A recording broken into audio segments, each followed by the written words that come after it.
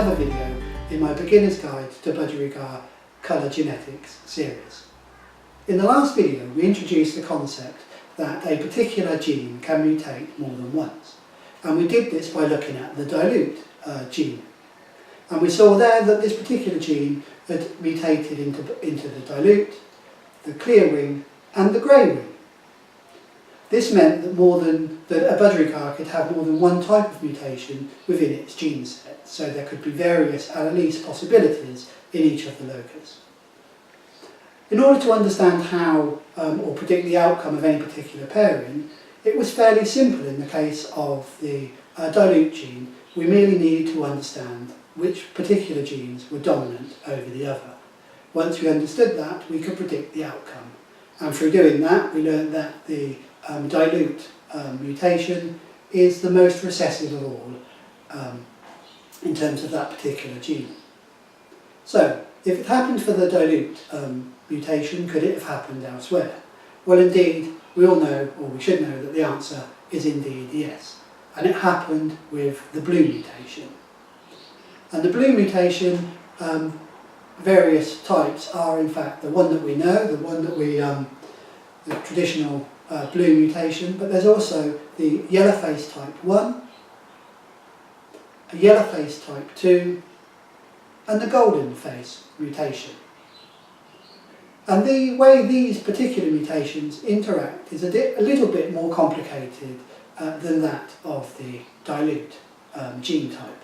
And that's what we're going to look at today. But before I do, I want to say something a little bit about the blue mutation, because I'm going to assume that the blue mutation is on the same gene. Now I think that at the moment that's the most common understanding of the yellow face mutation. It's just a variation of the traditional, the main blue type mutation. Although there are some theories that they actually sit in different locus but very close together.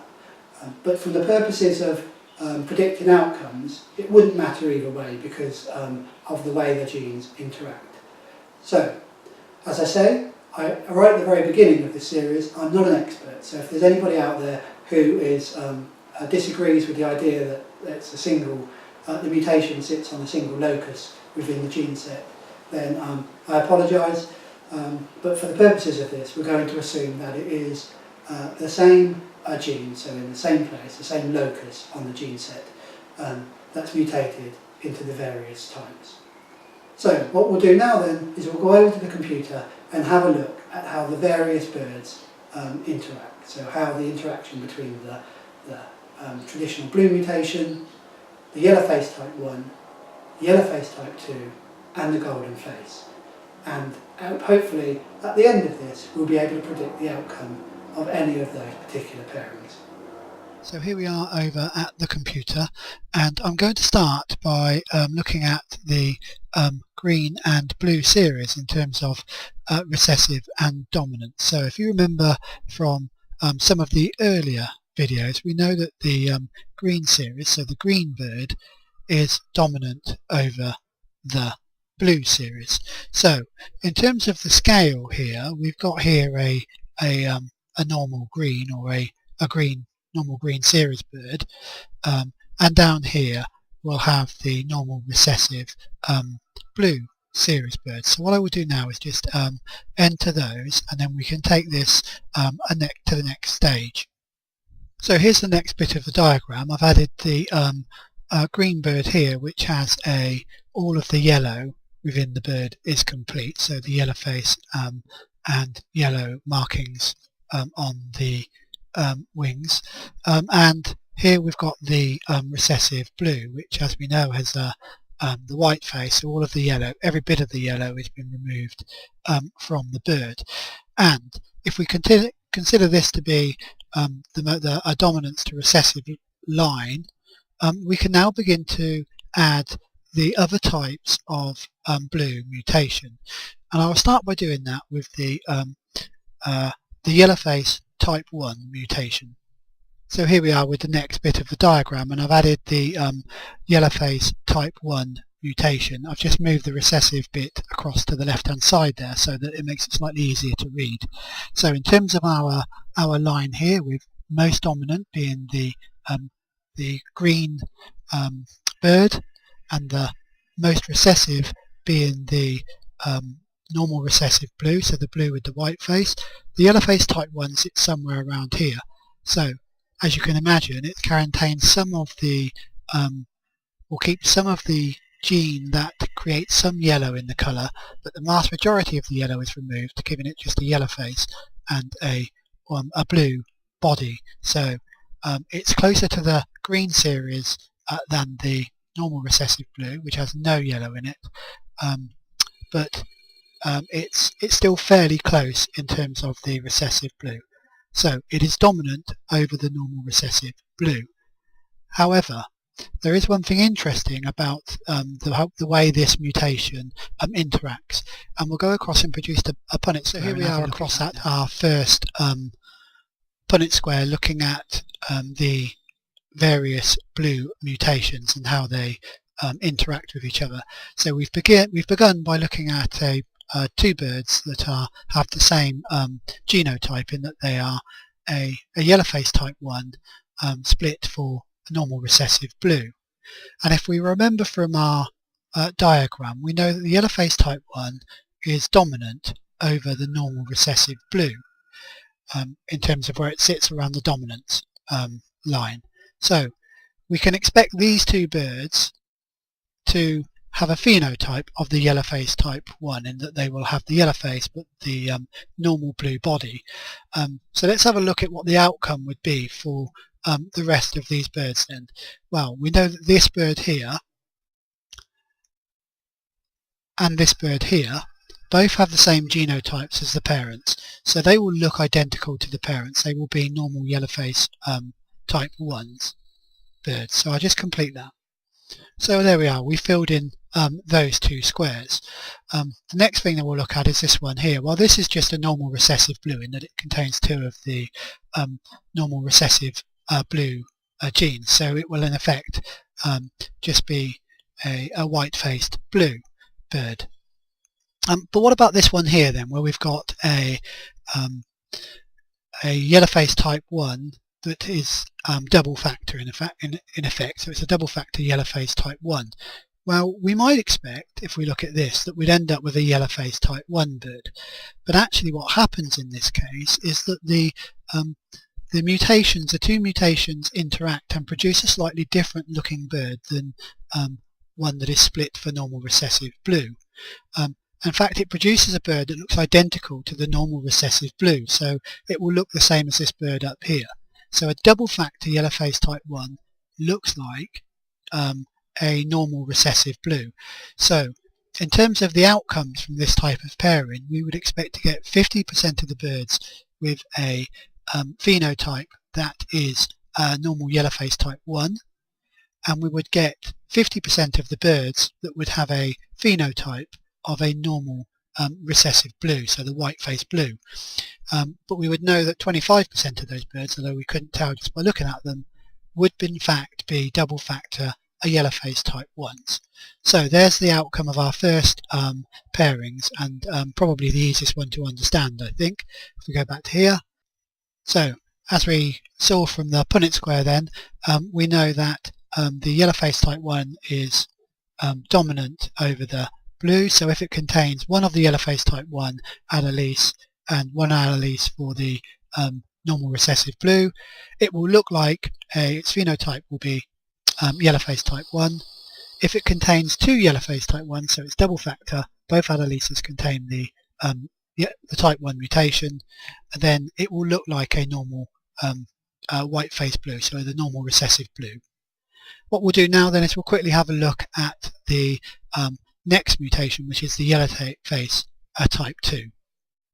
So here we are back at the dominant recessive line, and I've now added the yellow face type 2. I've tried to distinguish the two by the colour type, because as we know, the yellow face type 1 then has, I suppose, a lemon. The yellow in the face is a lemony type colour, and with the yellow face type 2 the colour in the face is much more buttercup, so it's much more of a yellow face. So what we're going to do now is we'll go across to the Punnett square and look at how the yellow face type 2 interacts with the normal recessive blue and what our expectations might be. So here's the Punnett square for the second of our blue mutations, the yellow face type 2, and this particular square represents a crossing between a double factor yellow face type 2 and a single factor yellow face type 2.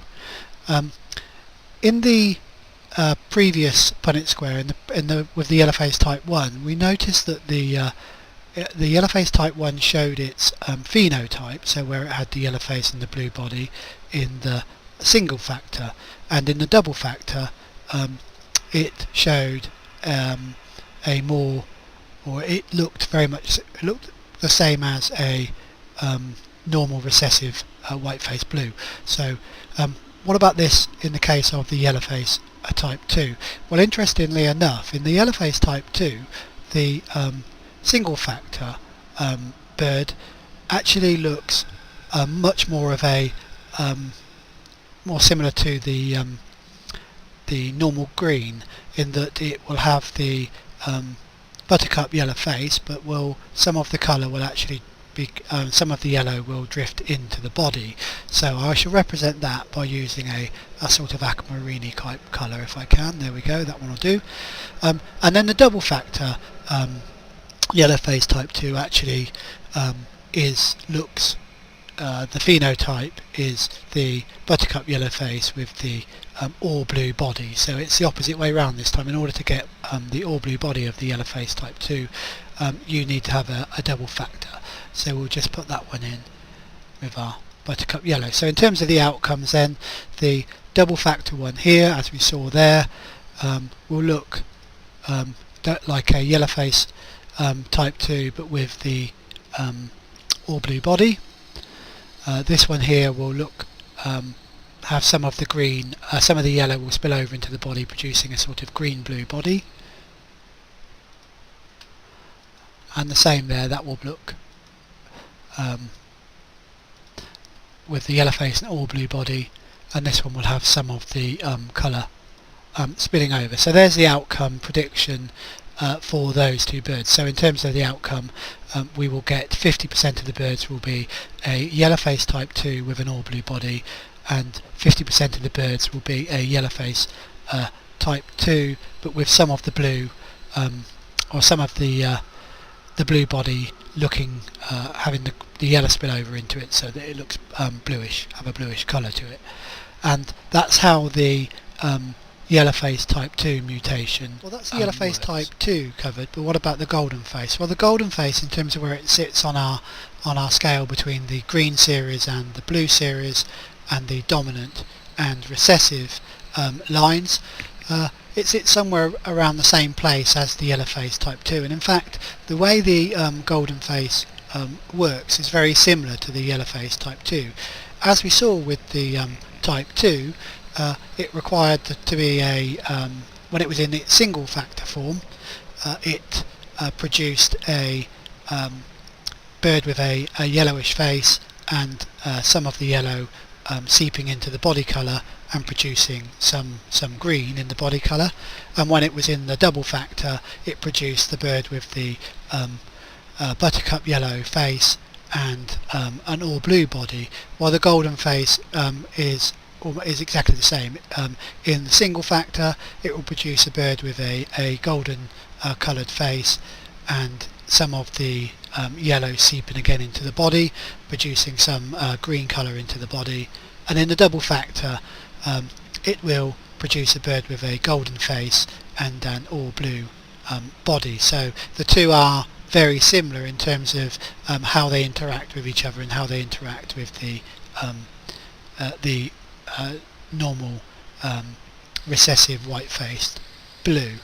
In terms of how the various blue mutations interact, or the yellow face mutations interact with each other, this can become quite, well, clearly the top two will be dominant over the yellow face type 1, but in terms of the way these two interact, you can end up with some quite some birds that will be very difficult to say whether they are type 2 or golden face. In fact, the birds are likely to be somewhere in between the two, and it's not recommended that you would mix these the various type the yellow face mutations together, because it becomes very difficult further down the line to work out which genes the birds have, and in fact you'd have to spend some considerable time doing some pairings to work out exactly what the genotype of the bird might be. So I'm not going to cover the interaction between a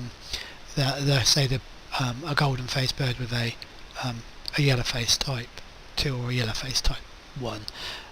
So that's where how the yellow face interacts. So if we were to come across here, you'd merely replace the yellow face type 2 with a golden face bird, and you would get the same outcome. So that would be a double factor golden face, and that would be a single factor a golden face. I hope that makes sense. Anyway, what we'll do now is we'll complete the diagram, this diagram that shows the green to blue and the dominant to recessive, so that we can see exactly how this particular mutation works. So here is the completed diagram with our green series through to blue, so our green bird with a yellow face through to the blue bird with the white face, and the dominant and recessive. So we'll start at the top and work our way down. So at the top we've got the a green series bird, so the bird with a yellow face and a completely green body, so the whole of the body is affected by the yellow in the bird. Below that we have the yellow face type 2 and the golden face, and when that's in its single factor form, it's closer to the green series bird, so the one at the top. So it produces a bird with the relevant yellow face, so either the buttercup yellow or the golden face, but some of the yellow will seep over into the body, giving some of the body a green tone to it. In its double factor, it's moving closer towards the blue, recessive blue bird, and it produces a bird with the relevant colour yellow face, so either the buttercup yellow or the golden face, and the body is entirely blue, so free from any of the yellow interference. And then in terms of the yellow face type 1, we know that in its single factor form it produces a bird with a sort of light yellowy face, so a lemon coloured yellow face with a blue body, and in its double factor form it's moved almost entirely to the far end of the as with the normal recessive blue, it produces a bird with a white face and a blue coloured body. So we can see that the way the mutations react is in fact equal to the dominance, but in the same way it's moving from a full green bird where the yellow affects the body colour, right the way through to the blue bird where all of the yellow has removed. Well, I hope that this diagram and the explanation of the way the blue mutations worked has helped. Producing this diagram helped me understand it. As I think I said at the beginning, it was with some trepidation that I decided to have a go at explaining the yellow face mutations, because it certainly for me it's a fairly complex, the way they interact is fairly complex and can be quite confusing. The diagram certainly helped me, so I'm hoping that it did help you. Please let me know. Also, this is my understanding of the way the mutations, the various yellow face mutations work, and that's following looking at a number of articles and reading a number of books and looking at a number of outcome prediction tables. However, as I said, it does appear to be one of the more complex interactions, so if you feel I've got any of this wrong, some of you experts out there, please do drop a comment and let me know, and I will have a look at your comment, and it would be helpful if you could show me where the reference came from so that I can do the research as well, and then I can amend the video accordingly. So there we go. I hope that helped, and we'll head back. Well, I hope you enjoyed that introduction to the various blue mutations, and that you found it interesting. Indeed, the blue mutation was deliberately left to the last because, for me in particular, it's probably the most complex of the way they interact and the most difficult to understand. Well, with our exploration of the blue series, as I said, that brings us to the end of this series in the Beginner's Guide to Budgerigar Colour Genetics. I do hope that you enjoyed the series, and if you did, please don't forget to leave a like on the various videos, and please feel free to comment. I will continue to read any comments and do my best to answer them. If you did enjoy the series, please don't forget to subscribe. There will be more videos in the Beginner's Guide to Budgerigars coming up over the coming months. But until then, I would like to say goodbye, and I'll see you in the next video.